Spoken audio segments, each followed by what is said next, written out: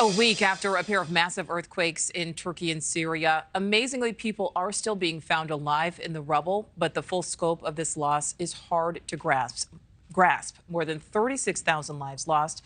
Sadly, that number is still growing, and with cold temperatures expected to drop even more, efforts are now shifting to get survivors into shelter and get them food and other essentials. Joining us again on Rush Hour is Craig Redmond, CEO of Relief International. Craig, thank you so much for coming back. When we spoke with you last week, some of your team members were missing there. Some sadly had been killed. We want to follow up. How do things stand right now?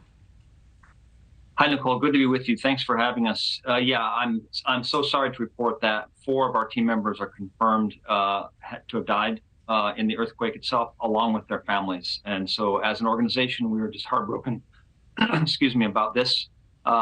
Even as we pick up, and our teams all in Syria and Turkey themselves, victims of the earthquake, are also the responders. So it's just incredible to see what the Relief International team is doing there. Oh, Craig, we're so sorry to hear about those 4 members, as well as their families. Our condolences to you. Craig, we're now a week in. How does this response compare to other large-scale natural disasters your team has dealt with? That's a great question. It's interesting in that, we've all, organizations like Relief International, respond to many earthquakes around the world. I'm thinking about the Indian Ocean tsunami. I'm thinking about the earthquakes after that, the earthquake in Nepal, the earthquakes in Haiti, on and on.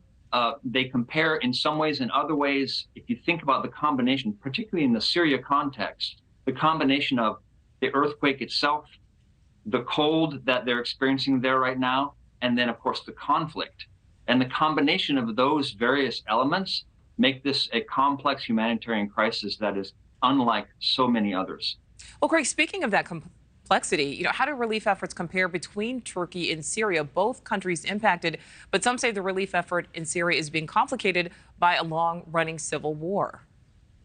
That's correct. The problem there in Syria right now is, in order to get goods and services, materials, medical and otherwise, like that we need to run our clinics and hospitals, you have to go through a crossing, and there's only one of them open right now. It's called the Bab al-Hawa crossing, and it's the only one that we're allowed to bring materials in. So that complicates things terribly. And I'll tell you right now, what that means is that there's been one convoy that went through a couple of days ago, and since that time, large numbers of convoys have not gone through. So that's creating a serious problem in terms of getting food and non-food items and medical equipment and gear in there. Yeah, certainly a complicated effort there. Craig Redmond, CEO of Relief International, we thank you so much. Thank you for watching. Go to newsnationnow.com to find NewsNation on your television provider. And don't forget to click the red subscribe button below to get more of NewsNation's fact-driven, unbiased coverage.